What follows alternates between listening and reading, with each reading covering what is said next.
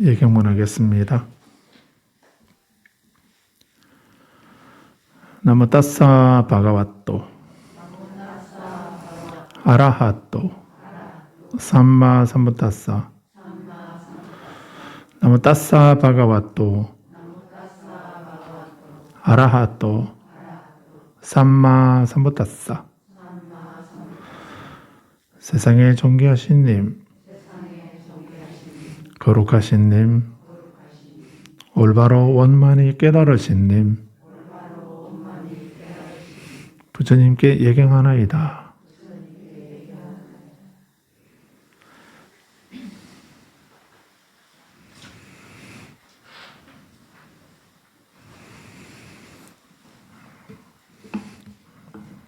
네, 오늘은 마지막일까야 명상 수행의 바다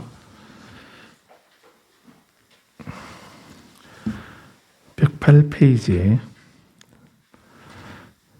네 번째 명상 수행의 기초를 어떻게 다질 것인가 108페이지 31절부터 독경하겠습니다.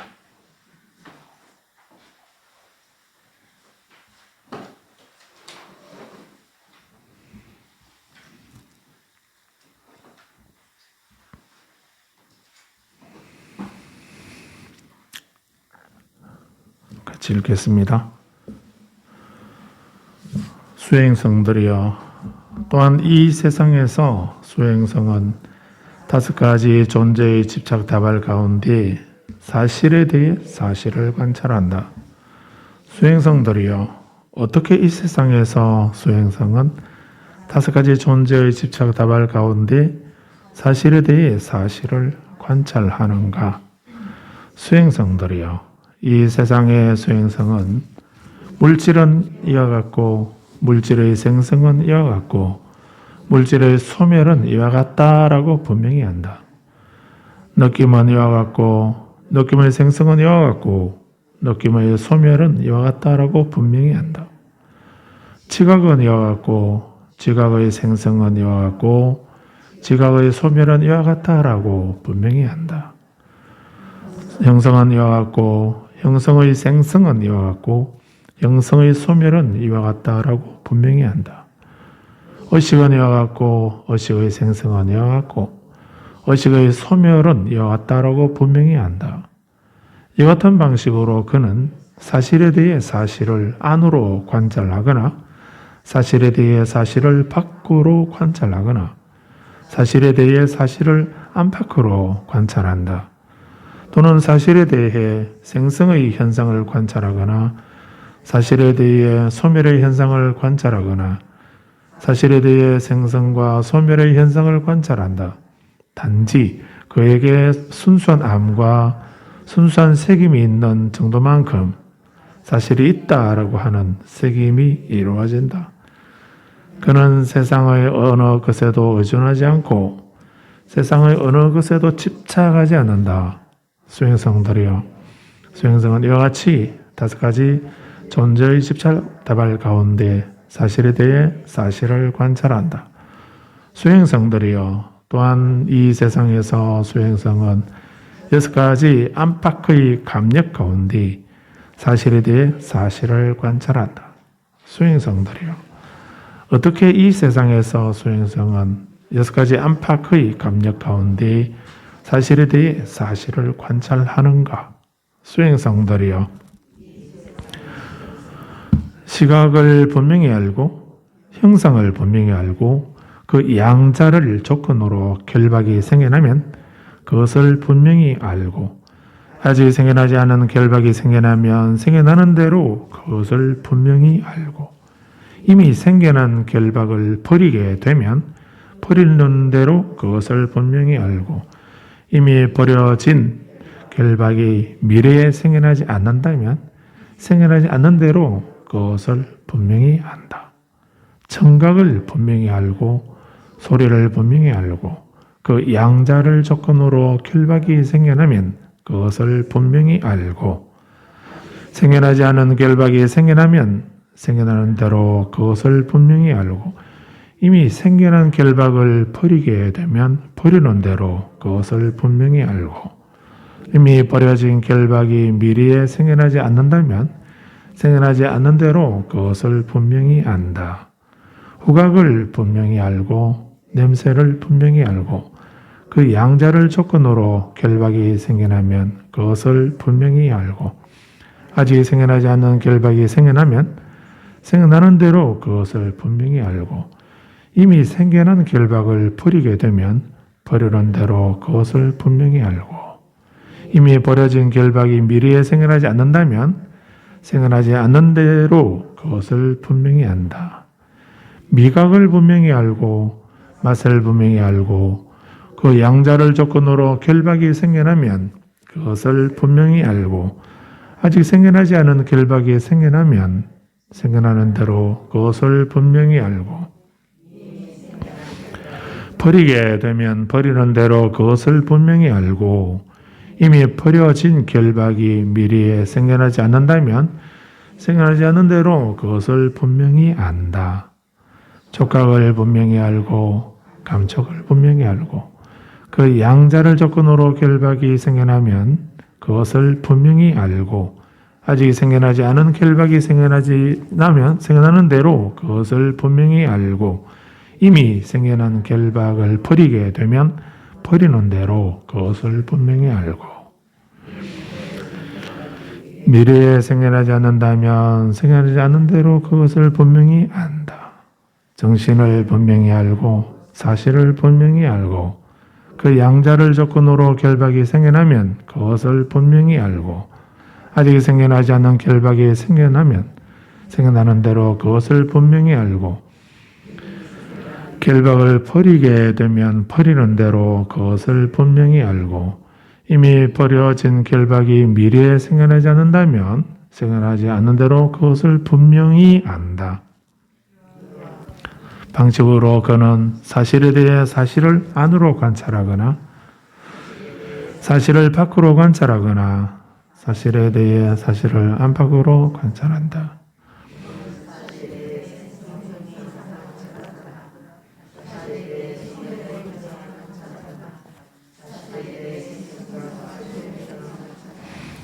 단지 그에게 순수한 암과 순수한 색임이 있는 정도만큼 사실이 있다라고 하는 색임이 이루어진다. 그는 세상의 어느 것에도 의존하지 않고 세상의 어느 것에도 집착하지 않는다. 수행성들이요. 수행성은 이와 같이 6가지 안팎의 감력 가운데 사실에 대해 사실을 관찰한다.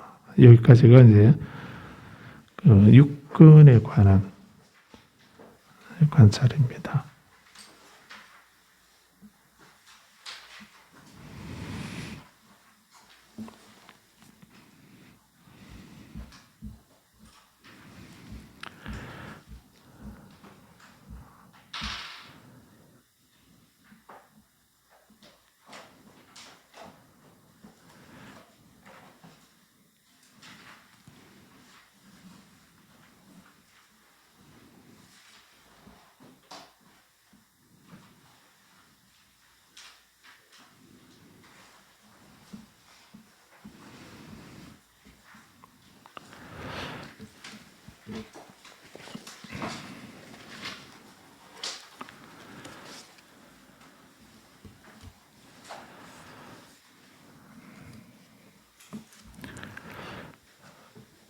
경전 내용 보기 전에 하나 말씀드리겠습니다.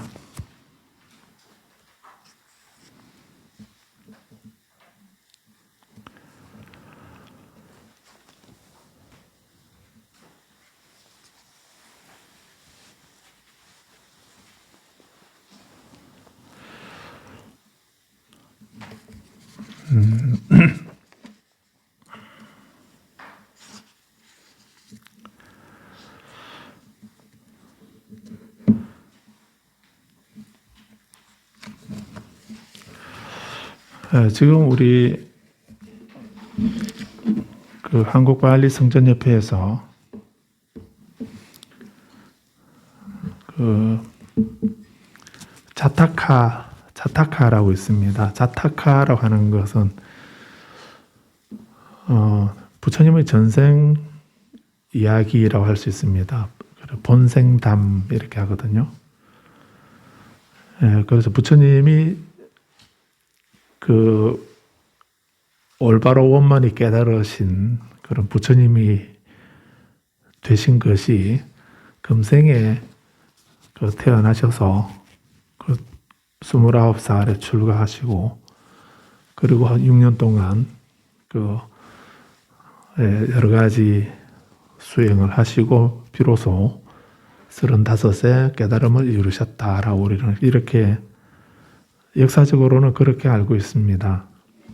그런데 부처님의 그런 깨달음이 이런 깨달음을 그 금생에 단 6년 수행하시고 그런 완전한 깨달음을 이루셨을 리는 없다라고 생각을 하게 됩니다. 그래서 부처님께서 깨달으신 그 깨달음의 내용이 너무나 깊고 또 심오하기 때문에 그래서 초기에 영국의 그 학자들이 인도에 와서 그 인도 종교 문화를 조사를 하면서 불교 경전을 보고 그래서 부처님은 인간이 아니다라고 생각한 것이 욕이 아니고요.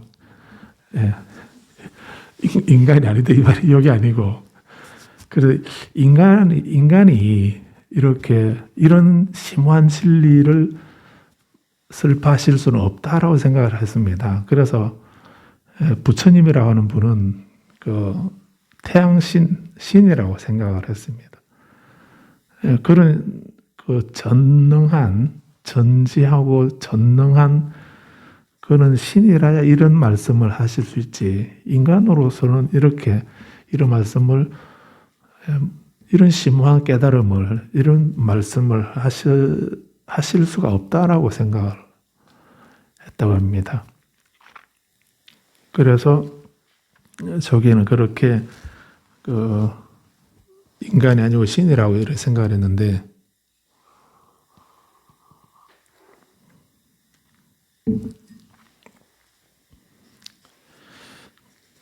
그런데 이제 고고학적으로 이렇게 조사를 하다 보니까 그 부처님이 경전이 있는 대로 부처님이 태어나신 장소가 실제로 있고 또 성불하신 자리라든지 법을 설하신 자리 이런 것이 실제로 그 지명이 똑같이 있기도 하고 그런 것도 뭐 부정할 수 없는 그런 사실이었지만은 더 결정적인 것은 거기에 부처님께서 열반에 드시고 난 뒤에 한 100년 정도 전후쯤에 태어나서 인도를 통일한 아쇼카 대왕이 그 부처님 인도를 통일하고 난 뒤에 부처님의 그 불교 성지를 아쇼카 대왕이 순례를 했다고 합니다. 그 순례를 하면서 거기다가 본인이 순례를 하고 갔다라고 하는 그 기념비를 세워둔 겁니다. 그 둥근 그 돌을 둥글게 그 큰 기둥처럼 이렇게 둥글게 깎아서 아주 높은 보통 그 석주 기둥이 한 6, 7m 정도 더 되려나? 그 정도 되는 높이입니다. 그런 차이가 있긴 한데 다 똑같지는 않은데 보통 이제 그런 정도의 높이의 석주를 세우고 그 위에 그 사자상을 우리 법상 옆에 있는 졸고 있는 사자상은 아니죠. 저런 사자상을 이제 그 석주 위에 올려놓고 거기다가 이제 그렇게만 한 것이 아니고 그 돌 기둥에다가 이제 글을 새겨 놓은 것입니다. 그래서 내가 여기를 순례를 했는데 여기는 부처님이 태어나신 자리이다. 룸비니 여기는 룸비니 동산이고 여기는 부처님이 태어나신 곳이라서 그래서 나는 이 주변에 몇 킬로 이내에 있는 사람들에게는 거기서 농사를 짓거나 이렇게 해도 그 세금을 부과하지 않겠다라고 하는 이런 명문이 있는 겁니다. 그래서 부처님이 태어나신 자리, 성도하신 자리, 설법하신 자리, 최초 설법하신 그 녹야원, 그리고 인멸하신 자리, 이런 그런 우리가 성지라고 하는 그런 곳에는 거의 다 그런 명문이 기둥이 세워져 있고 그 명문이 새겨져 있는 겁니다. 그래서 그거는 누가 뭐 만들어낸 것도 아니고요. 그 역사적인 사실을 그대로 기록한 이런 것이었기 때문에 부정할 수 없는 이제 그 우리와 같은 역사적인 인물이었다라고 하는 것을 이제 알게 되죠. 그래서 그런 발견이 있고 난 뒤부터는 이제 부처님을 신이라는 소리를 안 하게 됩니다. 그런데 그러다가 이제 부처님께서 인멸하시고 난 뒤에 이제 그 경전에도 보면 그렇게 부처님께서 인멸하시고 난 뒤에 이제 세월이 100년, 200년 이렇게 지나다 보니까 그래서 부처님은 80세의 나이로 열반을 드셨고 부처님의 가르침만이 이렇게 암송으로 외워서 전해지고 있었습니다. 그래서 그 후대에 지난번에 또 말씀드렸지만 그 중국에서 불교를 불교라고 하는 이 종교는 그 형상을 만들어 놓고 그 형상을 만들어서 그 부처님의 제자들이 그 부처님께서 열반에 드시고 난 뒤에 부처님을 그리워하면서 부처님의 형상을 만들어 놓고 거기에 절을 하고 공양을 올리고 하면서 사람들을 교화하는 종교다. 이렇게 생각을 했다고 하죠. 그래서 중국에서는 불교라고 이렇게 말 안 하고 뭐라고 한다 했습니까? 상교, 코끼리 상자, 상교라고 한다고 했죠. 그래서 상교라고. 그래서 불교는 형상을 만들어 놓고 그 형상을 숭배하고 거기에 제사 지내고 공양 올리고 이렇게 하면서 사람들을 교화하는 그런 종교라고 중국에서는 믿었던 겁니다. 초기에. 그래서 큰 절을 짓고 큰 탑을 세우고 또 큰 불상을 조성하고 이렇게 하게 되면 그 많은 공덕을 얻는다라고 하는 이런 믿음이 있었던 겁니다. 그 유교의 가르침은 그 인, 의, 예, 지, 신 이렇게 말하지요. 그런 것이 이제 유교는 그 요임금이나 순임금이나 우임금이나 뭐 하는 이런 그런 고대의 그 전설을 할 수 있나? 그런 고대의 그런 어떤 성인이라고 할 수 있는 그런 임금을 섬기거나 또 공자나 맹자나 순자나 하는 이런 그런 분들을 모셔놓고 그분들에게 제사 지내면서 그 기도하는 이런 종교 아니죠. 그 유교의 종교는 그렇게 어떤 누구를 섬기고 제사 지내는 부모에게 제사 지내고 하는 이런 거는 그거는 당연히 그 부모에게 효도하는 것의 한 부분이다라고 이렇게 돌아가신 분에게 그렇게 제사를 지내는 이런 것은 그것도 또 다른 부모에 대한 효라고 생각했기 때문에 그렇게 하는 거지 그렇게 제사 지내게 되면 공덕을 받는다라고 하는 이런 생각은 사실은 없죠. 그래서 유교는 우리 살아있는 동안 현세적인 살아있는 동안의 어떤 그 윤리 도덕적인 이런 가르침이다라고 그렇게 할 수 있습니다. 그래서 나라에 충성하고 부모에게 효도하고 형제간에 우애 있고 이렇게 바르게 인이 예지신으로 바르게 살아가도록 하는 그런 가르침을 말하는 게 유교입니다.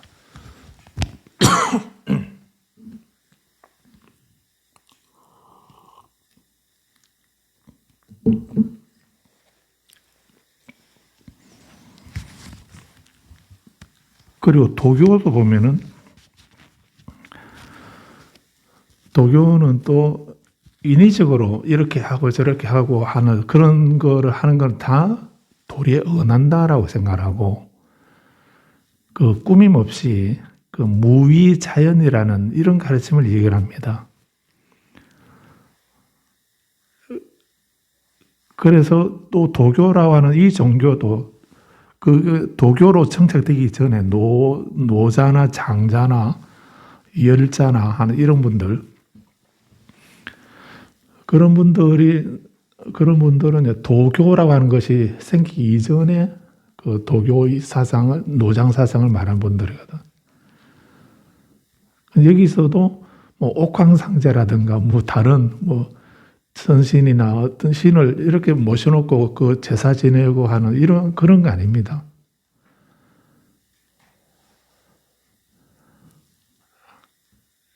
그래서 중국에는 그런 그 유일신적인 기독교나 이슬람이나 뭐 하는 이런 종교 같은 그런 것은 없었다라고 할 수 있습니다. 그런 것은 없고 우리가 살아있는 동안에 이제 어떻게 그 인이 예지신을 지키면서 또 그 억지로 하는 것이 아니고 무의자연으로 우리 이 삶을 평온하게 고요하게 조화롭게 살아가는가 하는 그것을 말하는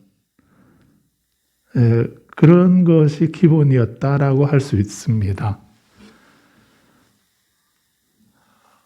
그런데 불교라고 하는 종교가 들어오면서 그 부처님 가르침에 대해서는 정확하게 경전은 번역이 되기도 했지만은 그게 체계적으로 번역된 것이 아니고 이러다 보니까 그것보다도 우선 이제 인도에서 불상이 조성이 되고 이렇게 하면서 그런 어떤 외형적인 의식적인 이런 것이 먼저 전해지게 되죠. 그래서 그런 분들에게 이제 내가 그 인을 하고 예를 지키고 또 지혜를 가지고 또 어떤 신의를 가지고 이렇게 하는 거 그건 당연한 것이긴 하지만은 우리가 그렇게 하는 거는 사실은 힘들다라고 또 생각할 수 있고 그런데 그렇게 생활하면서도 또 전쟁이라든가 기아라든가 질병이라든가 뭐 이런 재난들이 우리가 계속 일어나지 않습니까? 그리고 평소에 인의 예지를 하는 것은 하기는 하고 있는데 그러는 중에도 어떤 길흉화복에 이런 많은 일들이 일어나고 있으니까 그런 경우에 그런 재난이 일어날 때에 그럴 때 어떻게 우리가 그 평정을 얻고 안심을 얻을 수 있는가 하는 이런 거는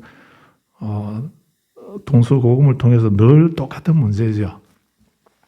그래서 이제 그럴 때에 좀 걱정하고 있는 터에 불교가 들어오면서 그런 어떤 큰 불상을 조성하고 절을 짓고 탑을 세우고 거기다가 그 예경하고 공양 올리고 이렇게 하게 되면 복을 얻는다라고 하는 그래서 내가 굳이 인, 이, 예, 지, 신 이런 거 어려운 거 이런 거 우리 안 해도 그런데 그 절하고 기도하고 이렇게 하게 되면은 공덕을 얻는다는 이런 얘기를 하게 되면 누구나 쉽게 그런 쪽에 생각을 그쪽에 어떤 그 실행을 하게 되죠.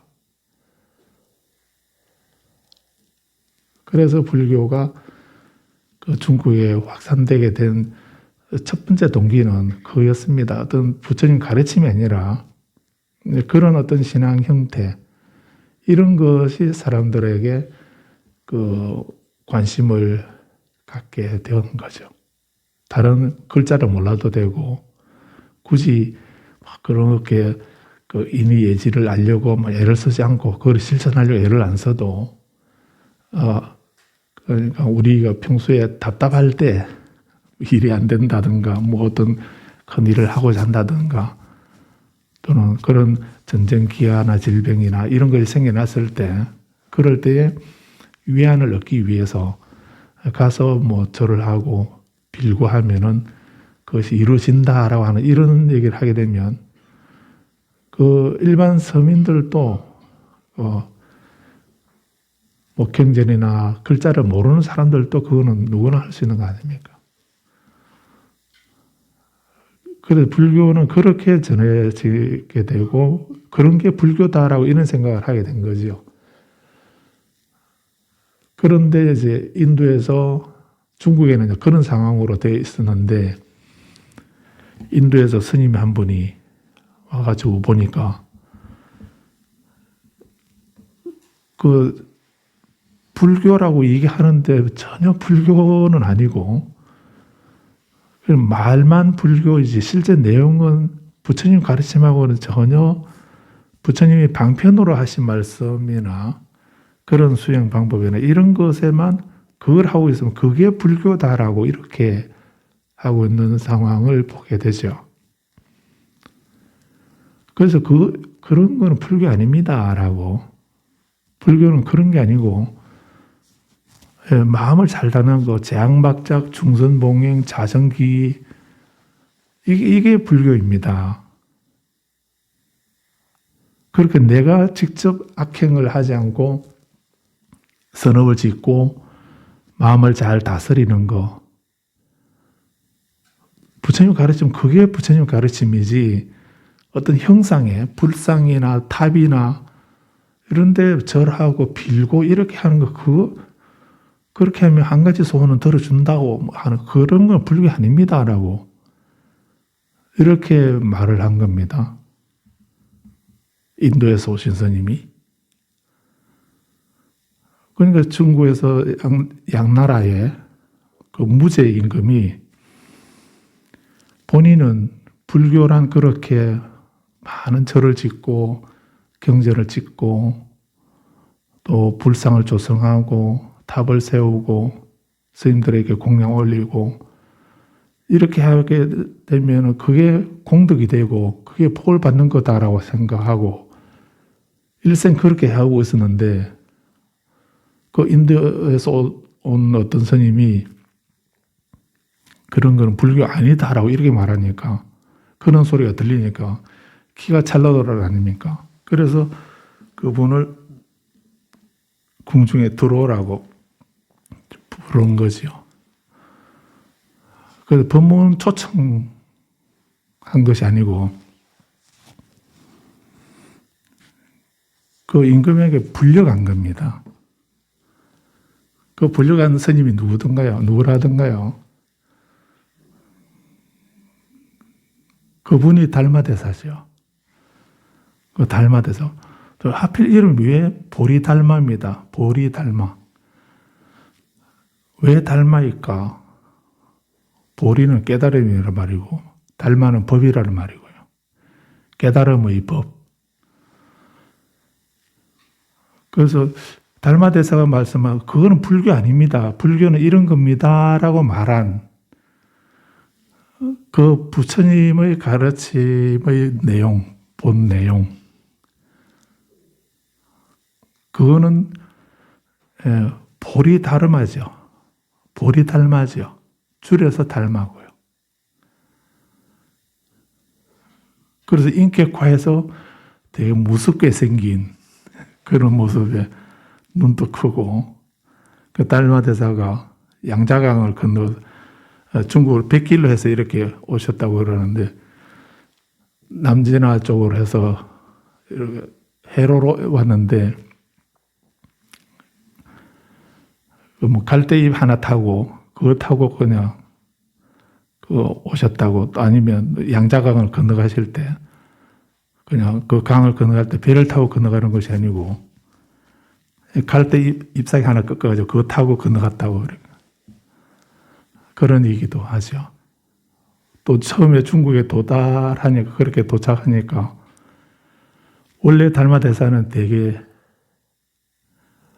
30 이상 80 종호까지는 아니라도 되게 원만한 상호였는데 근데 그게 해안에 도착해 보니까 오늘 이게 이렇게 나가지.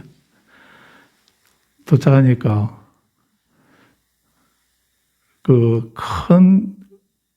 엄청나게 큰 물고기가 죽어서 떠내려와가지고 해안가까지 밀려와 있는데,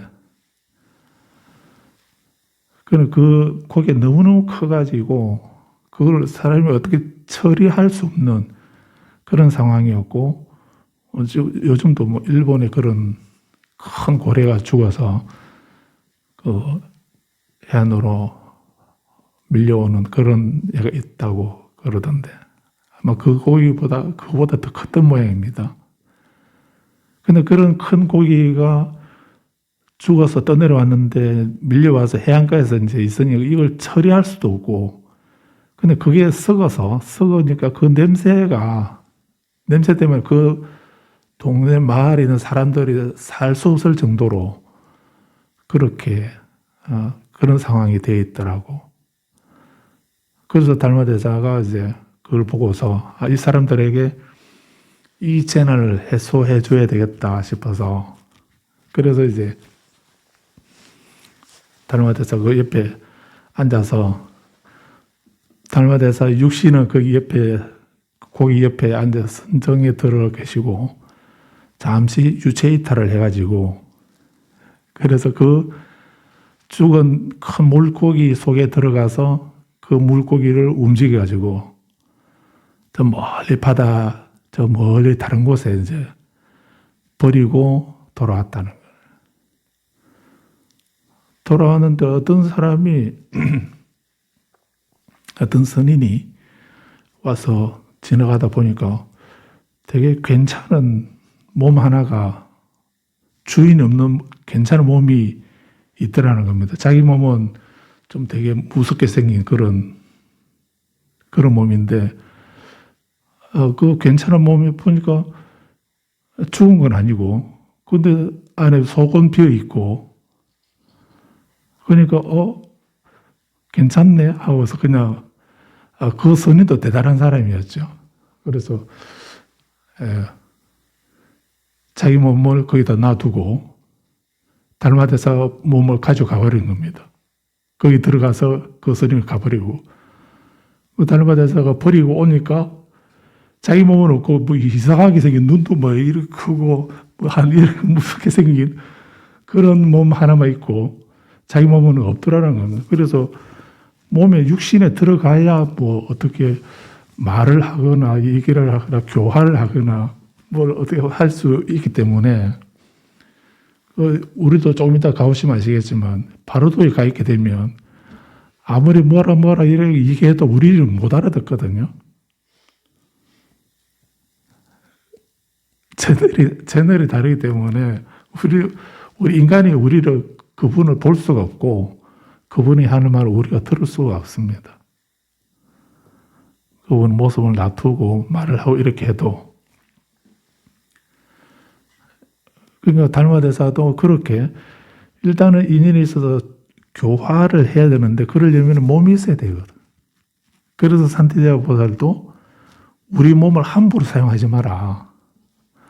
우리 육신을 함부로 사용해서는 안 된다. 정말 귀하게 이 육신이 있어야 말을 하고 걸어가고 앉고 서고 이렇게 다 할 수 있기 때문에, 이 육신을 귀하게 사용을 해서 성불할 수 있는, 성불로 이끌어 줄 수 있는 귀한 것인데, 이 육신을 함부로 학대하거나 천대서는 안 된다라고 하는 이런 말씀한 것도 있죠. 그래서 아무튼 우리에게는 이 육신은 정말 소중한 것입니다. 그 소중하다고 해서 집착하라고 하는 말은 아닌데, 아무튼 육신이 있어야 수행을 육신으로 하는 건 아니지만, 그런데 이 육신이 있어야만 우리가 수행도 할 수 있고 또 중생을 교화할 수도 있고 성불할 를 수도 있는 그런 것입니다. 그래서 달마대사가 부득이 자기 몸은 이제 안 보이고 아니 그 몸이 비어 있으니까 그 몸에 들어가서 이제 중국에 활동을 하신 그 몸이 지금 우리가 볼 수 있는 그 달마대사라고 합니다. 믿거나 말거나인데 그래서 왜 그렇게 무서운 형상인가 이렇게 그래서 뭐 전설 같은 그런 얘기를 하고 있긴 합니다. 근데 그 말도 이제 뭐 지연의 말일런지 모르겠지만 보리달마라고 하는 부처님 가르침이라고 하는 이런 거 부처님 가르침을 우리는 다른 말로 뭐라고 합니까? 부처님 가르침을 다른 말로 영유도라고 한다고 말씀드렸죠. 세상의 흐름을 거슬러간다라고 하는 그런 것이 바로 부처님 가르침입니다. 어떻게 거슬러가는가? 세상의 흐름을 따라가야지 왜 거슬러가는가? 그 세상의 흐름을 따라간다고 한다면 다른 사람이 좋다고 하면 나도 좋다고 하고 다른 사람이 싫다면 나도 싫은 거다라고 말하고 다른 사람이 크다 하면 나도 크다라고 말하고 작다 하면 작다고 말하고 이런 거는 세상의 흐름을 따라가는 거죠. 그렇다면 뭐 굳이 부처님이 나셔서 그렇게 따로 어떤 진리 이게 법이다. 이게 진실이다. 라고 이렇게 말씀하실 필요가 없지요. 원래 그런 거라면. 그런데 우리는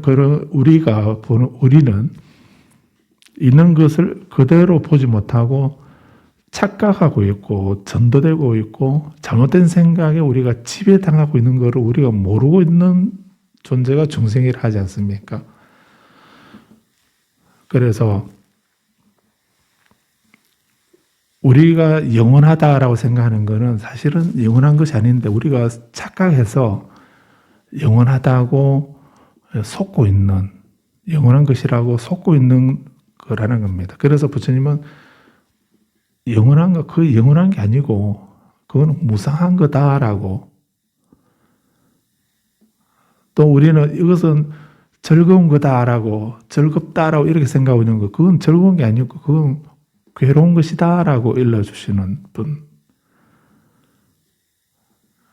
그래서 세상 사람들이 생각하는 거하고 반대로 말씀을 하시고 반대를 위해서 반대하시는 것이 아니라 우리 중생들이 전도된 생각으로 착각을 하고 있기 때문에 그 착각 속에 또 지배당하고 있기 때문에 그런 것에서 지배에서 벗어나도록 착각에서 바른 생각을 가지도록 해주는 말씀이 부처님 가르침이라는 겁니다. 그래서 그런 부처님 가르침을 그런 세상의 흐름하고는 다르다. 거슬러 간다. 해서 영유도라고 이렇게 말하는 겁니다.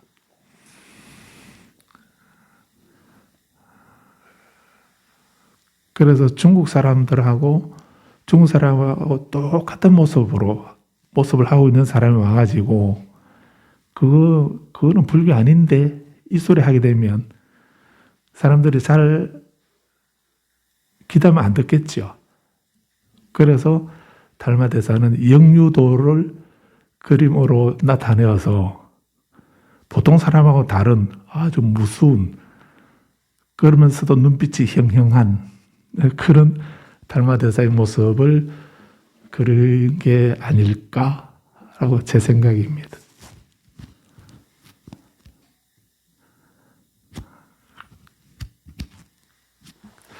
그래서 아무튼 우리는 그 불교는 그렇게 이렇게 그래서 달마대사가 부처님의 정법을 전했다라고 이렇게 말하고 그 정법을 달마대사가 전한 법을 선법이다라고 선이라고 이렇게 말하죠. 그래서 이 선법이라든지 또는 정법이라든지 선이라든지 하는 이런 그거를 부처님 가르침하고 다른 걸로 생각하면 안 됩니다.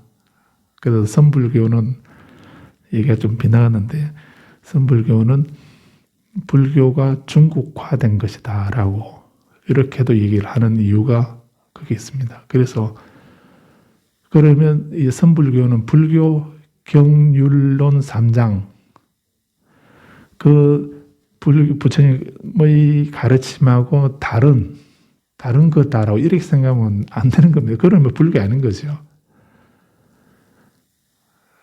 그래서 인도에서 부처님이 말씀하신 경율론이라고 하는 이 모든 가르침을 중국말로 불교 이렇게 안 하고 선이라고 이렇게 말한 걸로 그래 얘기해야 되고, 그래서 이 선은 뭐 간화선이라든지 묵조선이라든지 뭐 하는 그런 거, 그거는 불교의 한 부분이죠. 그 한 부분이고요. 그것이 여기서 아까 우리가 읽었던 그 정정에 대해서, 올바른 집중에 대해서 그 네 가지 선정에 대해서 읽어보셨지 않습니까? 거기서 말하는 그 정정을, 올바른 집중에서 말하는, 경전에서 말하는 그 선정하고 중국에서 말하는 선불교 또 간화선이나 묵조선이나 또는 선종이나 선에서 말하는 거하고는 다르다라고. 이 선은 더 단계가 높은 거고, 그거는 경전에 있는 거, 그거는 소승선이다라고 이렇게 말하면 안 되는 겁니다. 그러면은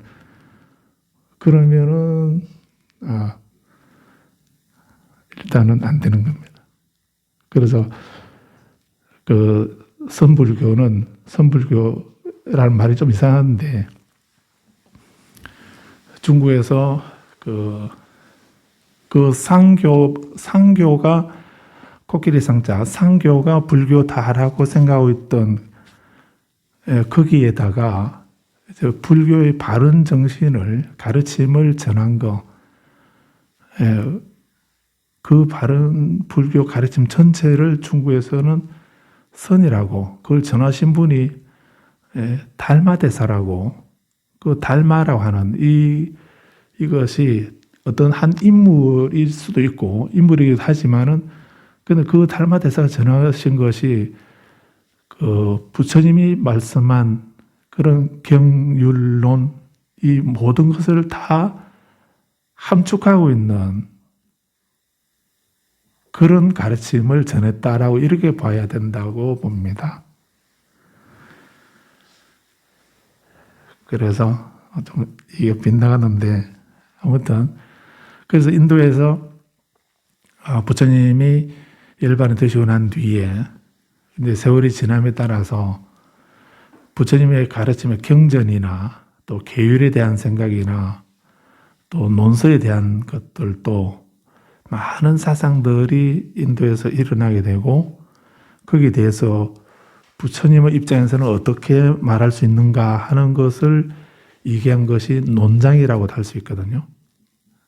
그래서 입보살행론에서도 그 9번째 지혜품, 그것은 육바라밀의 반야바라밀을 말씀한 것만이 아니고, 그 산티데바 보살이 그 입보살행론을 말씀할 그 시기까지 인도에 있던 모든 종교를 다 얘기하고 있습니다.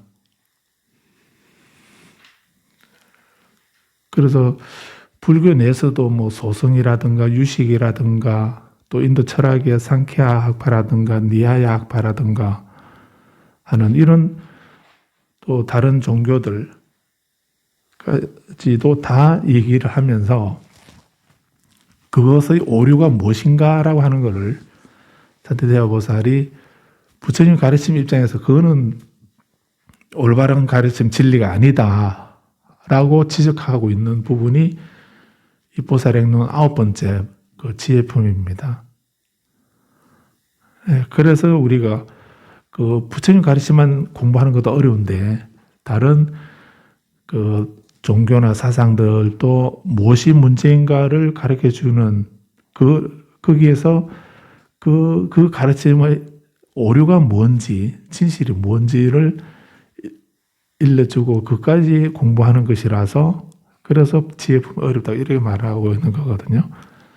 그런 것처럼 부처님께서 생존에 계시면은 누가 다른 주장을 하거나 가르침을 말하게 되면 거기에 대해서 옳다 그르다라고 하는 것을 부처님께서 판별을 해주시게 되는데 부처님은 인멸하셨고 또 그런 다양한 사상들의 도전이 있고 거기에 대해서 불교에서는 부처님의 입장에서 우리는 뭐라고 대답을 해야 되는가 라고 하는 것을 말하는 게 그걸 기록한 것이 논장입니다. 단지 경을 해석했다는 것 정도가 아니고 그래서 경율론 3장은 그래서 중요한 것입니다.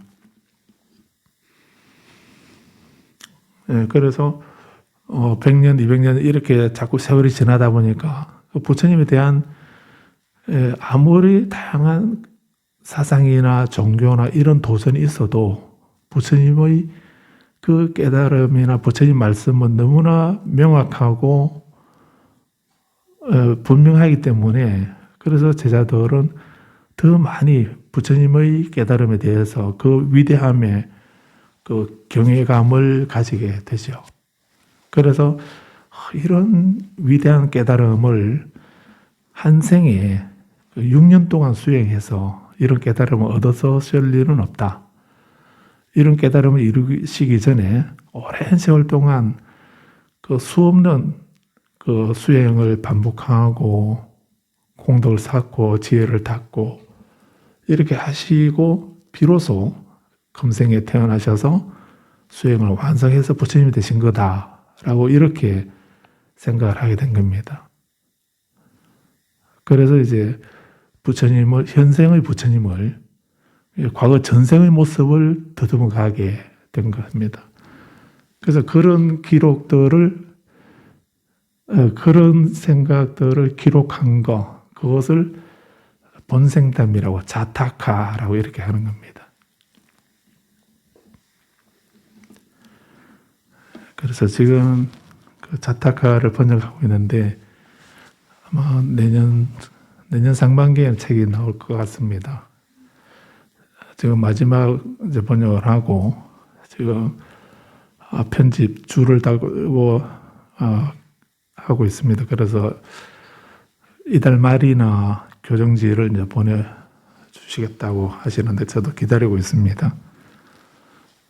그래서 그 자타카는 부처님의 전생 이야기일 뿐만 아니고 얘기 형식은 전생에 부처님이 이런 모습으로 이렇게 수행하시고 이런 지혜를 얻고 깨달음을 얻고 보살행을 실천하셨다 하는 이런 내용인데 단지 그런 내용만이 아니고 그런 내용을 통해서 우리 공부하는 마지막 니까야나 다른 니까야 경전에서 말씀하는 이런 모든 내용들을 구체적으로 이제 드라마 형식으로 한 사람을 그 주인공은 부처님인데 그 부처님이 그 니까야 경전에서 하신 말씀들을 어떻게 실천하고 또 그런 지혜를 어떻게 얻으셨는가 하는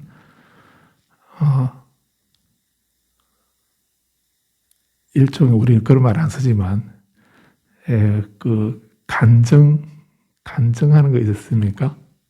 간증이라 하나요? 그런 것처럼 그래서 그 자타카는 그는 그 이솝 우화도 이 자타카에서 나왔다고 합니다. 그런 정도로 이 자타카는 그런 얘기들 한 500가지 정도 전해지고 있습니다. 그래서 책도 한 5권 정도 이렇게 5권 정도 되는데 그걸 지금 한 권으로 만들려고 합니다.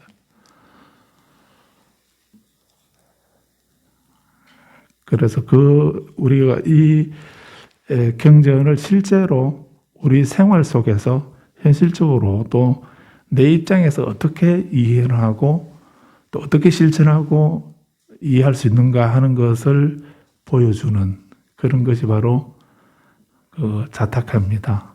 그래서 그건 되게 재미있을 겁니다. 그래서 지금 이렇게 마지막 니까야는 되게 좀 어려운데, 근데 이런 거 우리가 명상하는 것이 이 그 염채경을 읽는 게 그게 명상은 아니죠. 그건 명상이 아닙니다. 근데 명상의 기본 방법이라는 테크닉은 어떻다 하는 걸 이렇게 이제 보여주는 것인데, 매뉴얼을 보여주시는 거죠. 이거 실제 수행에서 생활이나 또 수행에서 어떻게 적용이 되고 어떻게 하는가 하는 것을 보여주는 게 그게 자타카다라고도 할 수 있습니다. 그래서 자타카가 나오면 또 좀 더 우리가 그 살아있는 가르침으로 이렇게 볼 수 있지 않겠나 생각이 되기도 하는데요. 그래서 이렇게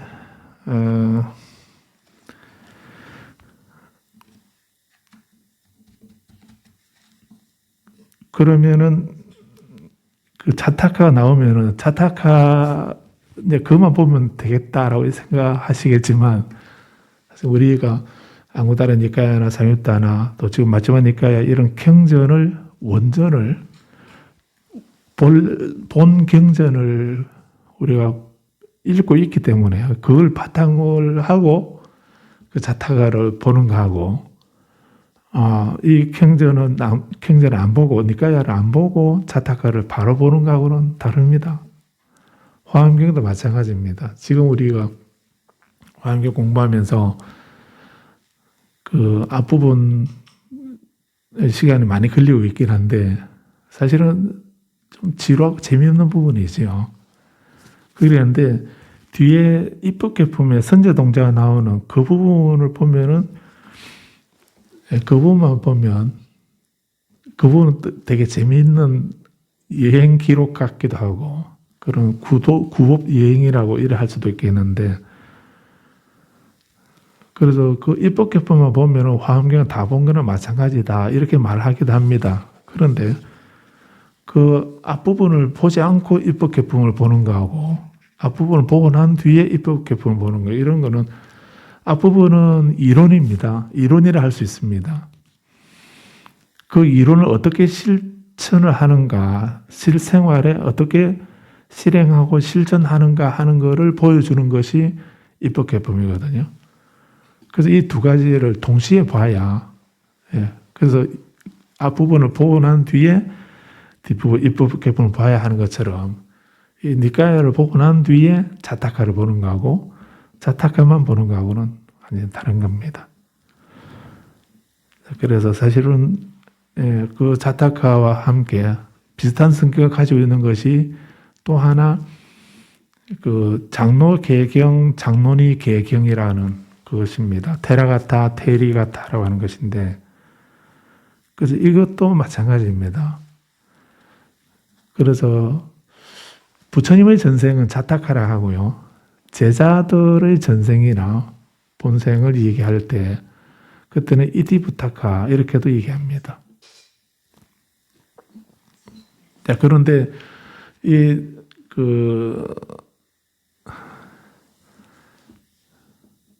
장로계경, 장로니 계경 이 두 가지는 그 제자들이 부처님 말씀을, 그러니까 이런 니까야 경전에서 말씀하신 이런 말씀을 듣고 제자들이 부처님이 전생에 어떻게 하셨는가 이거는 자타카였지만, 제자들이 그 말씀을 듣고 어떻게 수행을 해서 부처님이 말씀하시는 그런 깨달음을 얻게 되었는가 하는 그 내용을 기록하고 있는 것이 테라가타, 테리가타, 장로계경, 장로니 계경이거든요. 그래서 이 두 가지도 아주 중요합니다. 그래서 우리 불자님들이 꼭 보셔야 할 그런 경전이 니까야와 함께 이 장로계경, 장로니 계경 그리고 자타카 이런 것입니다. 그래서 이런 것을 장로계경, 장로니계경, 자타카, 수타니바타, 법구경 이런 것을 다 모아서 이런 것을 꾸타카 니까야라 합니다. 꾸타카 니까야. 꾸타카 니까야라고 하는데 그 일본에서 번역할 때는 소부 경전이라 이렇게 번역합니다. 소부 경전. 지금 우리가 공부하는 마치메 니까야는 중부 경전, 가운데 중자 중부 경전 이렇게 하고요. 꾸타카 니까야는 소부 경전 이렇게 합니다. 그러니까 그 빨리 3장에서는 이렇게 자타카나 테라가타, 테리가타 그리고 수타니파타도 그렇고 또 담마파다, 법구경까지 이런 것들도 다 니카야 속에 포함하고 있습니다. 니카야라고 부처님 말씀을 모은 거다라고 이렇게 하고 있거든요. 그런데 그 중에 그 테리가타 중에 테리가타는 이제 장로니라는 말인데 비구니 스님 중에 깨달음을 얻은 분을 장로니라고 하고 비구가 깨달음을 얻은 비구 또 범답이 높고 수행을 많이 한 그런 스님을 장로라고 그럽니다. 테라라고 하고 한문으로는 장로라고 이렇게 하죠. 그 우리 장로라는 말이 이렇게 테라, 장로, 존자, 구수, 뭐 존숙, 선종에서는 존숙 이렇게 그런 말도 쓰고 우리 말인데 근데 그 옆 동네에서 그걸 쓰고 있으니까 우리 건데도 저쪽에 쓰니까 괜히 그래서 우리는 장로라 안 하고 노장이라 쓰죠. 말 바꿔가지고. 노장님, 이렇게. 우리 노장이, 이렇게. 우리 장로께서 이래야지. 그래서 비구는 장로, 또 비구니는 장로니. 그래서 우리는 이 장로라는 말을 우리는 우리말로 번역해서 큰 스님, 이렇게 하고 있기도 한데, 그 중에 장로니 중에 무자 장로니라고 있습니다. 무자 장로니라고 하는 분이 썼는 개송이 있는데 11번입니다. 테리가타 11번인데 이 장로니가 깨달음을 얻고 난 뒤에 아랑과를 얻고 난 뒤에 한 말 중에 오 자유 정말로 나는 완전히 벗어났다. 자유 해탈이라는 의미인데요.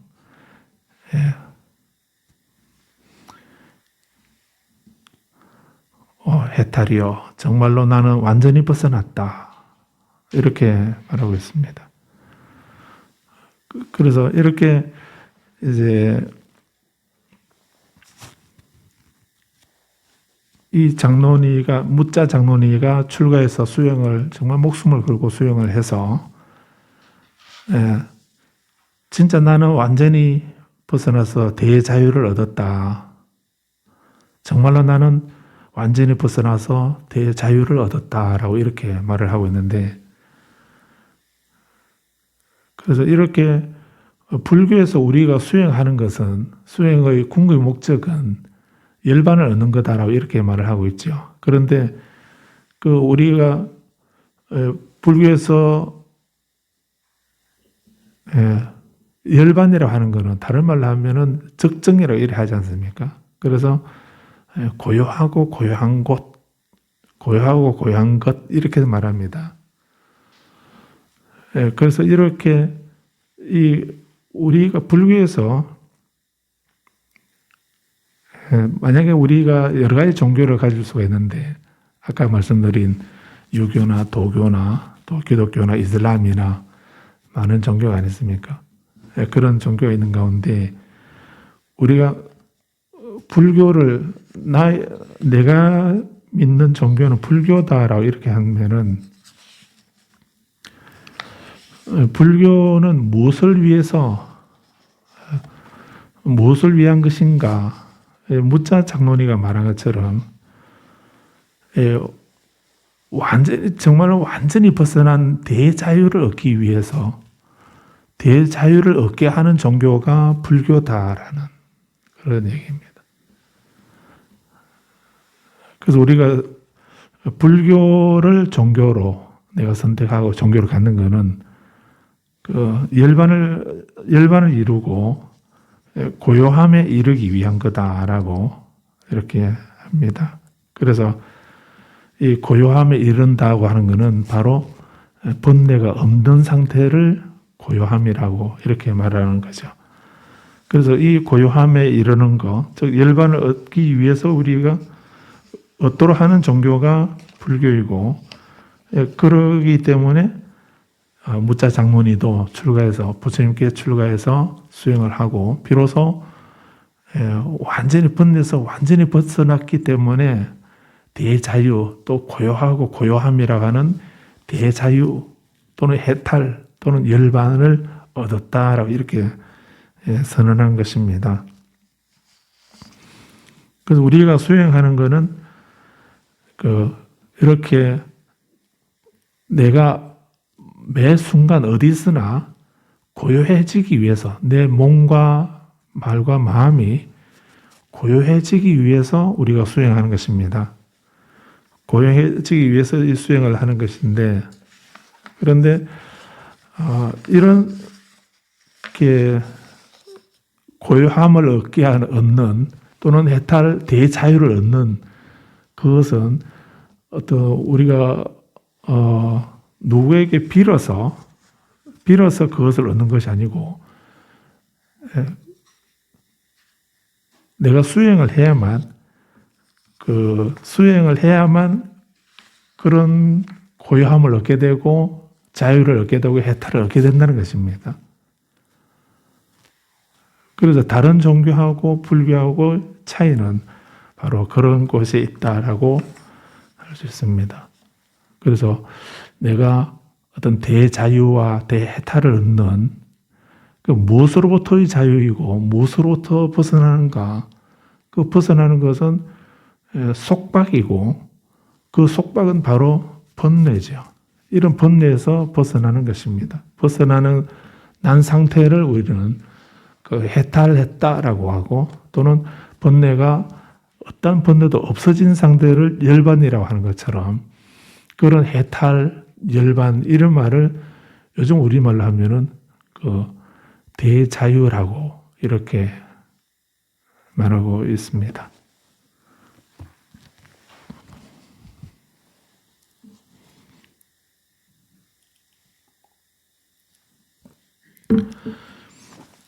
그래서 번뇌에서 벗어나기 위해서는 이제 우리가 내가 수행을 해야 된다. 기도하는 것이 아니라 내가 수행을 해야 되는 건데, 그 수행하는 그 수행하는 것에는 다양한 방법이 있는데, 그래서 우리가 하는 모든 수행은 오로지 이 대자유, 대해탈을 얻기 위해서 하는 수행이다 하는 것이고, 그 수행에 이제 여러 가지 방법을 말하는 가운데 이 경전에서는 사념처라고 해서 네 가지 세겜의 토대가 되는 것을 말씀하고 있습니다. 그중 오늘 읽었던 부분 한번 보고 마치겠습니다. 108페이지에 다른 부분도 다 마찬가지인데 우리가 읽어봤기 때문에 그 읽은 것을 바탕으로 또 본인이 수행하고 체험할 수 있도록 이렇게 하셔야 한다고 말씀드렸습니다. 31절을 보게 되면 이 31절에서는 5가지 존재의 집착 다발이라고 오취온이라고 하는 것인데, 거기에 대해서 이제 어떻게 세겜을 확립하는가 하는 것을 말씀하고 있습니다.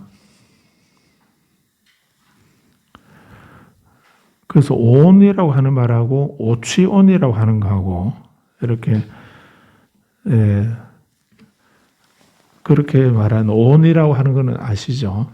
조견, 오온, 계공 이렇게 할 때 오온. 오온이라고 하는 거는 색수상 행식입니다. 그런데 오취온이라고 하는 거는 이제 오온하고 오취온이라고 하는 거는 같은 말인데 오취온이라고 할 때는 그 오온이 그 색수상 행식이 그 색수상 행식은 그 존재의 내용이지요. 세계의 내용입니다. 우리들의 존재는 물질의 영역이 있고, 물질로 이루어져 있는 다발이 있고, 세곤, 또 느낌의 다발이 있고, 지각의 다발이나 형성이나 의식의 다발, 이렇게 그런 다발로 이루어져 있다 하는 것을 오온이라 이렇게 말하는 겁니다. 그래서 존재의 다발 이렇게 말하듯이 오온이라고 하는 것은 세계나 법의 분류 내용입니다. 그래서 우리들의 존재에는 물질의 존재가 있고 느낌의 존재가 있고 느낌의 존재 다발이 있고 또 지각이나 형성이나 의식의 존재 다발이 있다라고 이렇게 하는 거. 그런 것을 이제 우리 묶어서 그것을 오온 이렇게 말하는 것이고요. 근데 오치온이라 이렇게 하게 되면 그렇게 있는 그 물질이 나라든지 그 물질이 내 것이라든지 그 물질이 나의 자아다라고 집착하는 거. 느낌이 이러면 이 느낌은 내 느낌이다. 이 느낌이 나다. 이 느낌이 나의 자아다라고 집착하는 거. 그런 것이 그 오온이 바로 나다라고 집착하는 것을 오치온이라 이렇게 말하는 겁니다.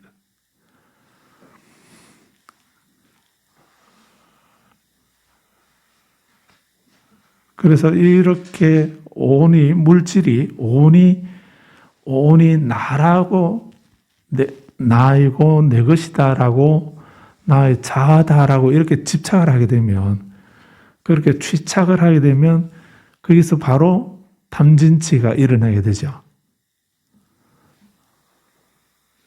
그게 내게 아닌데 내 것이 아닌데 나가 아닌데 내 것이 아닌데 내 것이라고 생각하는 순간 거기에 대해서 내 마음에 들게 되면 그 집착을 하게 되고 그 집착하는 순간 우리는 그 물질에 내가 지배를 당하게 되죠.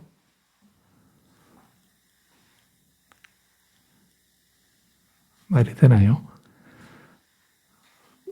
그것이 내 것이 아니다라고 생각하게 되면 밀쳐내게 되고 그러게 되면 평정을 잃게 되고 우리가 상기되게 되는 것입니다. 동요가 일어나고 고요가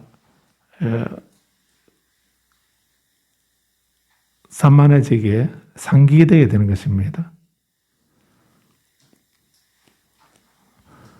그리고 그것이 내 거다라고 하는 이런 생각하는 순간 우리는 거기에 대해서 일어나는 여러 가지 현상에 대해서 거기에 대해서 진실을 보지 못하고 세상의 흐름처럼 진실을 보지 못하고 거기에 나타나는 거기에 대해서 그 현상에 우리는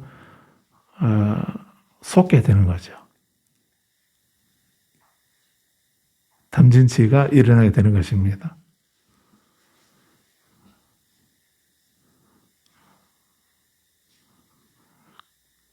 그래서 오옴성고라고 이렇게 말할 때 이 오온에 집착하는 거, 오온이 그게 나다, 내 것이다, 나의 자아다라고 집착하는 순간 그렇게 하게 되면 그 오온이 내 마음대로 됩니까? 내 마음대로 되지 않지요. 그 오온에 대해서 오온에 집착하는 순간 집착하게 되면 그 오온이 내 거라고 생각해보지만 몸도 내 것이 아니고 내 몸이 내가 아니고 느낌이 내가 아니고 이렇게 하게 되면 나는 이렇게 되고 이렇게 되라 이렇게 되지 말라라고 하는 이런 의도를 가지고 있는데 그 오온은 어느 것도 내 마음대로 되는 게 아니죠. 그 오음승고라고 하는 이 말이 팔고 가운데 오음승고라고 하는 말이 이렇게 오온에 취착되었을 때 오온에 취착하는 것 그것이 바로 고다 하는 이 말씀이 그런 의미로 이해할 수도 있습니다. 그래서 109페이지의 1번에서 물질은 이와 같고 물질의 생성은 이와 같고 물질의 소멸은 이와 같다고 분명히 안다. 그래서 우리가 번뇌에서 오온에 대한 집착에서 거기에서 그 대자유를 얻으려면 어떻게 해야 됩니까? 물질에서 지배 안 당하고 물질에 지배 안 당하고 물질로 해서 번뇌가 안 일어나고 내 마음이 고요해지도록 하려면 어떻게 해야 됩니까? 그 물질은 아무리 어떤 물질을 가져도 많으면 많이 가지면 좋은가 적게 가지면 좋은가 없으면 없어서 불편하고 있으면 없으면은 그거를 가지려는 생각 그 때문에 우리는 늘 허덕이게 되죠. 또 물질을 가지게 되면은 더 많이 가지려고 하거나 이미 가지고 있는 것을 잃지 않으려고 하거나 하는 이런 생각 때문에 우리는 항상 그 물질의 지배를 당해서 거기에서 탐욕이 일어나거나 분노가 일어나거나 어리석거나 하는 이런 삼독이 계속 일어나게 되는 것입니다. 그래서 지금 여기서 사염처에서 법염처에서 이제 오온을 예를 들고 계시는데 그럼 우리가 그 물질의 지배를 안 받게 되면 안 받고 그 물질에서 자유를 얻으려고 하면 어떻게 해야 되는가? 그걸 지금 이렇게 말씀하신 거죠. 물질은 이와 같고 물질의 생성은 이와 같고 물질의 소멸은 이와 같다고 분명히 안다. 물질은 이와 같다고 어떻다고요? 이와 같다고 아는 거를 물질은 이와 같다고 분명히 안다. 무슨 말입니까? 그럼 여기 제가 이게 텀블러가 있으면 텀블러는 이와 같다 라고 분명히 안다 이 말입니까? 물질은 이와 같고 물질의 생성은 이와 같고 물질의 소멸은 이와 같다고 분명히 안다. 이거 어떻게 하는 거죠? 아까 읽어보셨는데 이거 어떻게 하는 얘기입니까?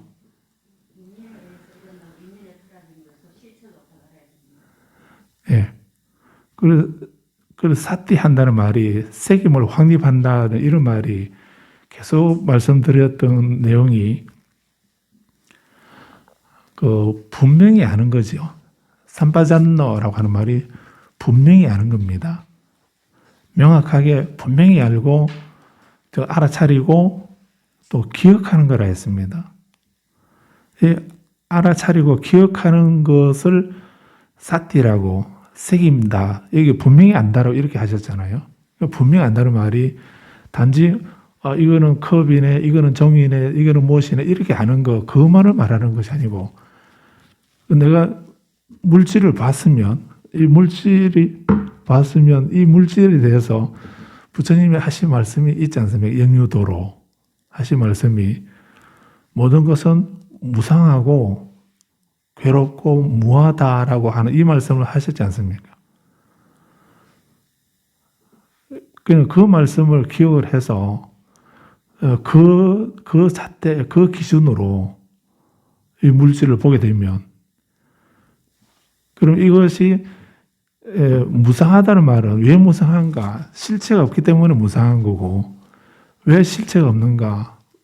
연기한 것이기 때문에 그렇죠. 자성이 없기 때문에 연기한 것인데, 그래서 인연에 의해서 생긴 거다라고, 어떤 조건에 의해서, 원인에 의해서 이런 결과가 나타난 거다라고 하는 거죠. 왜 무상한가? 연기한 것이기 때문에 무상하다. 무상한 거기 때문에 내 마음대로 되는 게 아니다. 괴로운 것이다. 그리고 거기에 불변의 실체는 따로 있지 않다. 라고 하는 이런 것을 생각하고 그런 지혜로서 물질을 바라보게 되면 그 물질에 대해서 지배당할 수 있겠습니까? 지갑을 가지고 있었는데 잃어버렸다면, 없어졌을 때, 그때 누가 내 지갑을 가져갔냐라고 막 이렇게 하게 되면, 그걸 한다든가, 그게 뭐가 들었는데, 이렇게 생각하게 되면은 계속 들어있는 내용이 기억되는 숫자만큼 계속 더 그 아쉬운 생각이나 집착이나 뭐 이런 온갖 생각들이 더 늘어나지 않습니까? 그런데 이제 그 생각, 거기에서 지배를 안 당해서 아쉬운 생각이나 원망하는 생각이나 집착이나 이런 걸 안 일으키려고 그러면은 이왕이 없어졌는데, 그런데 잠시 그 지갑을 내가 보관하고 있다가 내게 아닌데 잠시 내가 가지고 사용하고 있다가 이제 그 본 주인 찾아갔는가 보다. 걔가 뭐 발이 달려가지고 본 주인 찾아갔는가 보다. 일단 내게 아닌데 잠시 내가 보관해서 사용하고 있던 거였다라는 생각을 하게 되면 이런 거는 똑같은데, 그 아쉬운 생각이나 또는 뭐 왜 내가 그걸 놓쳤을까, 잃어버렸을까라든가 뭐 또 누가 가져갔을까라든가 다른 사람을 의심을 하거나 원망하거나 자기에 대해서 뭐 한탄하거나 뭐 하는 이런 마음들은 안 일어나겠죠. 안 일어와서 모르시겠지만 그런 생각 안 일어날 거 아닌가요? 말 되나요? 저도 안 잃어봐가지고 별로 실감이 안 나는 것 같은데. 그래서 이렇게 여기서 물질은 이와 같고 물질 생성은 이와 같다. 소멸은 이와 같다라고 분명히 안다라고 하는 것은 우리가 공부하면서 늘 말씀드린 그 삼종 외도라 하는 것을 생각을 하십시오. 그냥 외도가 아니라 부처님 말씀하고 다른 세 가지 기준, 잣대라고 할 수도 있습니다. 그래서 우리는 모든 일들이 어떤 신이 이것을 만들었다, 창조했다, 그것을 주재한다 이렇게 생각하거나 또는 어떤 운명이나 숙명으로 결정되어 있다, 정해져 있다라고 하는 이런 생각하거나, 또 세 번째는 뭐라 했습니까? 원인 없이 우연히 생겨난다, 일어난다 하는 이런 생각을 말한다 했죠. 이것을 삼종 외도라고 한다 했습니다. 그럼 물질은 이어왔다라고 하는 이 말씀은 물질은 그런 게 아니다. 물질은 어떤 원인, 조건에 의해서 연계한 것이다 라고 하는 것을 아는 것을 말하는 겁니다. 물질이 생성은 이와 같다. 물질이 어떻게 생성되는가? 그것은 원인에 의해서 생겨난다. 어떻게 소멸되는가? 인연에 닿으면 소멸되는 거다. 연기에 의해서 사라지는 거다. 라고 하는 것을 아는 거를 말하는 겁니다. 근데 우리가 그런 생각, 물질에 대해서 그렇게 안다면은, 몸이 아프면은 왜 아픈가? 아플 원인이 있어서 몸이 아픈 거다 하는 걸 알게 되면은 그 원인을 찾을 생각을 하겠죠. 그런데 그런 생각 안 하고 몸이 아프면은 왜 나만 몸이 아프지? 몸이 아픈 데는 원인이 한 가지만은 있는 건 아니겠죠, 물론. 예, 나이 탓도 있을 거고요. 기분 탓도 있을 거고. 또 어저께 뭘 먹었는가 하는 그 원인도 있을 거고. 또 옆에서 누가 괴롭혔는가 하는 그런 것도 있을 거고. 뭐 여러 가지 원인이 있을 거 아닙니까? 그런 다양한 원인에 의해서 그런 결국 아픔이라고 하는 몸이 아프다고 하는 그 현상이 나타난 거지.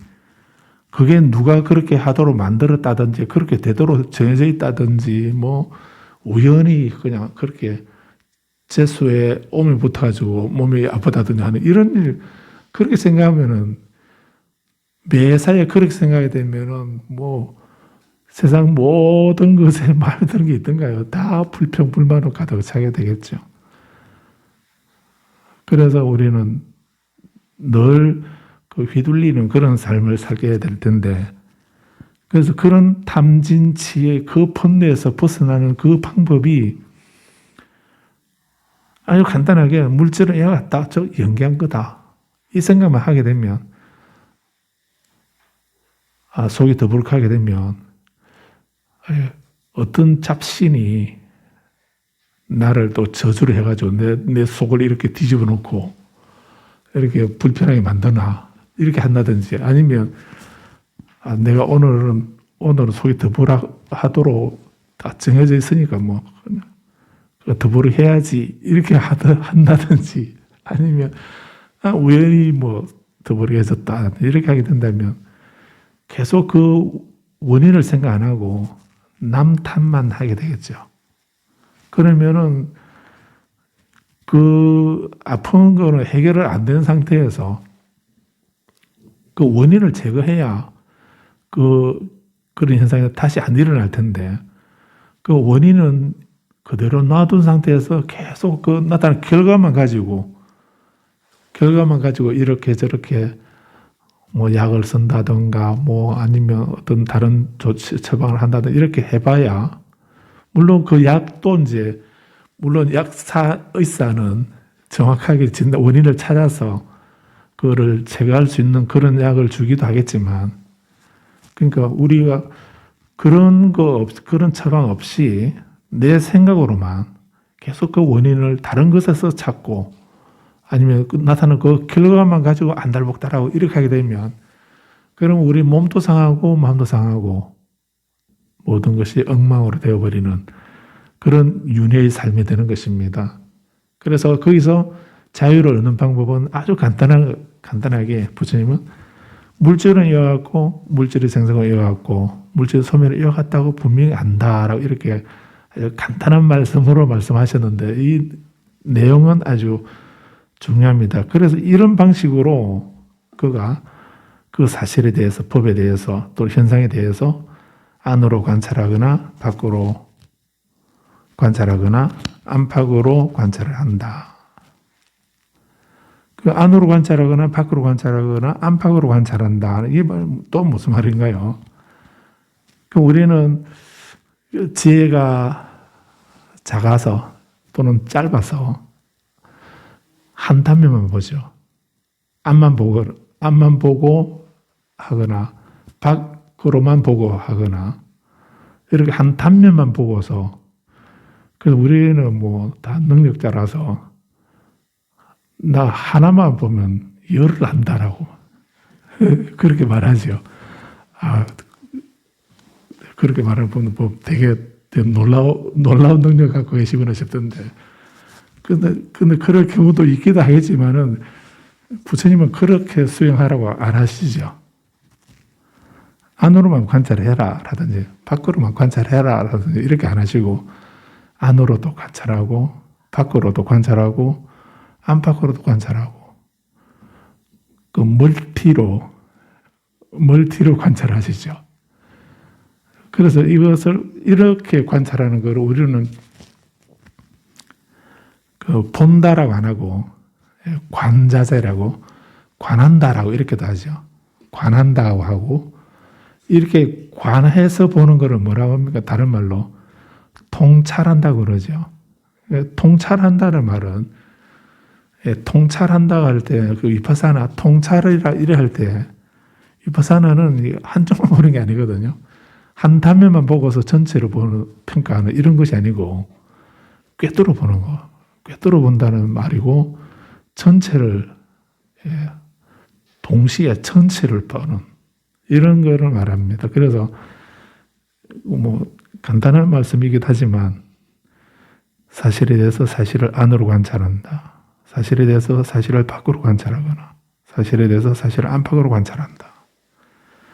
그래서 사실에 대해서 생성의 현상을 관찰하거나 사실에 대해서 소멸의 현상을 관찰하거나 사실에 대해서 생성과 소멸의 현상을 관찰한다. 생성과 소멸 어떻게 생겨나는가? 이와 같이 생겨나고 생성은 이와 같고 소멸은 이와 같아. 이 말을 이렇게 표현하신 거죠.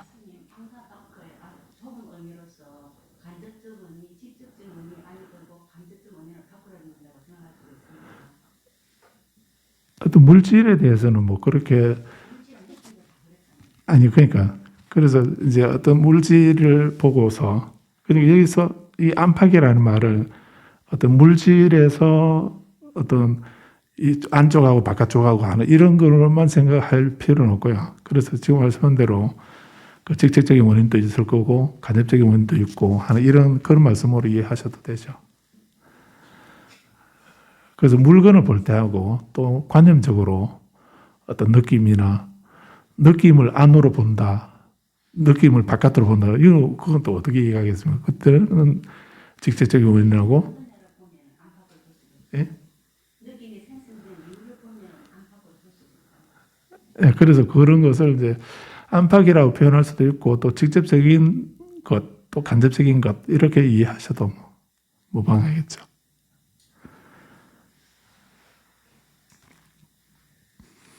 그래서 생성과 소멸을 관찰한다 하는 이런 말씀을 그래서 단지 그에게 순수한 암과 순수한 색임이 있는 정도만큼 사실 있다라고 하는 색임이 이루어진다.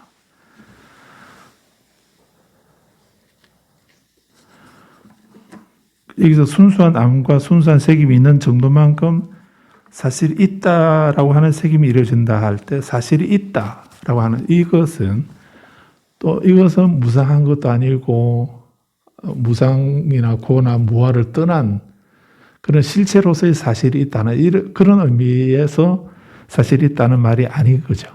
그런 말이 아니고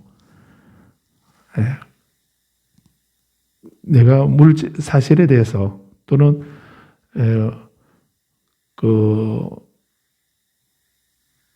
몸에 대해서나 또는 몸에 대해서 본다든가 또 느낌이나 마음이나 여기서는 사실이니까 사실에 대해서 이렇게 안으로 관찰하거나 밖으로 관찰하거나 사실 안팎으로 관찰할 때 그때 내가 이것은 물질이구나라고 알아차린 그 대상 이런 사실이 있구나 하는 이런 물질, 이런 사실 또는 이런 느낌, 이런 몸, 이런 마음 하는 그 알아차리는 그 순간을 말하는 것입니다.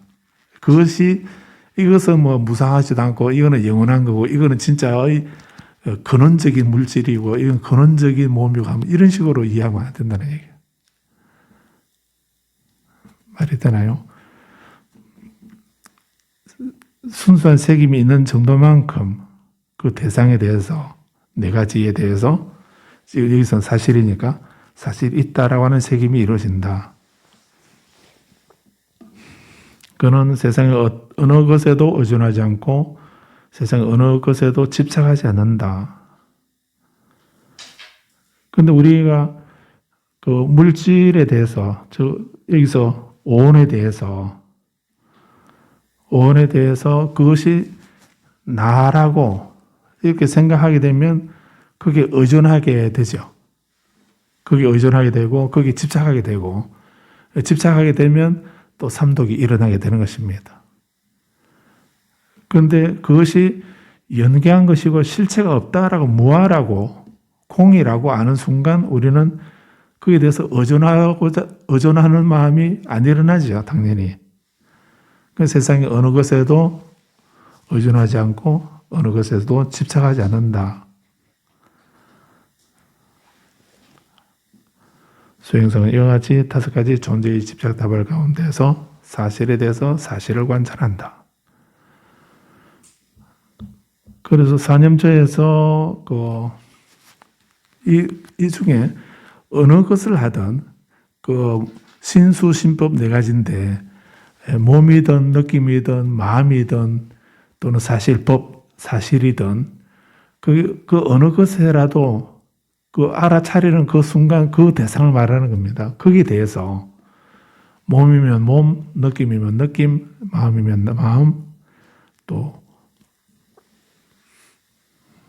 사실이면 사실, 거기에 대해서 분명히 알고 그것을 안팎으로, 안으로, 밖으로, 안팎으로 관찰을 해서 해보고 거기에 대해서 그것의 생성이나 그것의 소멸의 현상을 다 관찰을 해서 그것의 본질을 관찰하게 되면, 알게 되면, 그런 아는, 보는 그런 지혜가 있게 되면 거기에 대해서 의존을 하거나 거기에 집착하는 이런 번뇌가, 그런 마음이 안 일어나게 되고,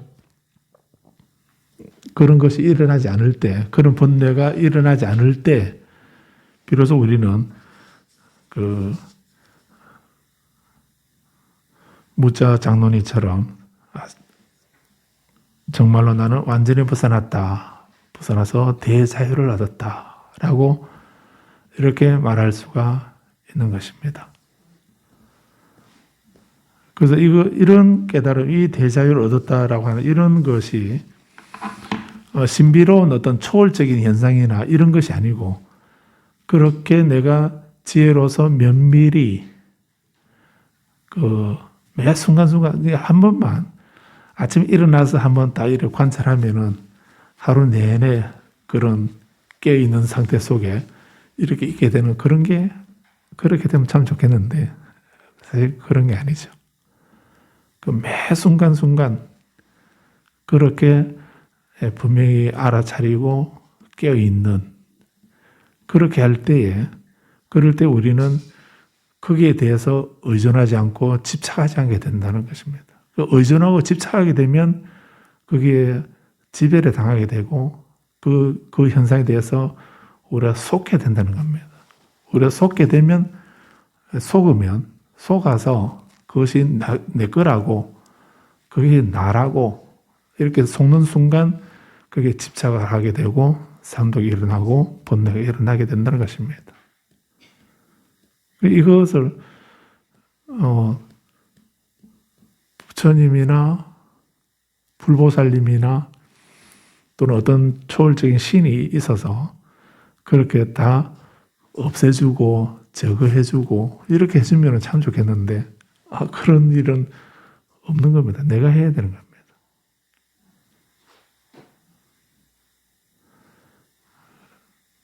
대신 해주는 데가 있다고 한다면 불원천리하고 찾아가겠는데, 근데 그런 분은 없는 겁니다. 있다고 말하면 그건 우리를 속이는 겁니다. 우리가 속는 줄도 모르고 우리가 속고 있는 것입니다. 그래서 그런 거는 불교가 아니다라고 말씀한 분이 달마대사를 하는 겁니다. 그 달마대사가 말씀한 법이 신통한 부처님이 말씀하신 법하고는 다른 어떤 부처님이 미처 알지 못하셨던 다른 법을 전한 것도 아니고요.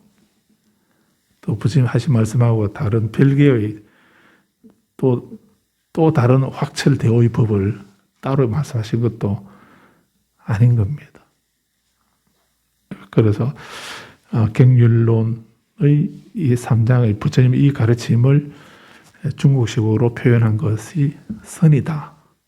종파로 말하면은 선종이라 이래 할 때 그 선종 다르고 화엄종 다르고 법화종 다르고 정토종 다르고 이렇게 하면 안 됩니다. 그렇게 하면 안 되고요.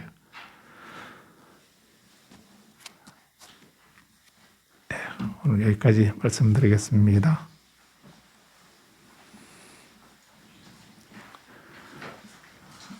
명상은 여기에 대한 오늘 우리 읽어봤던 여기에 대한 명상은 이제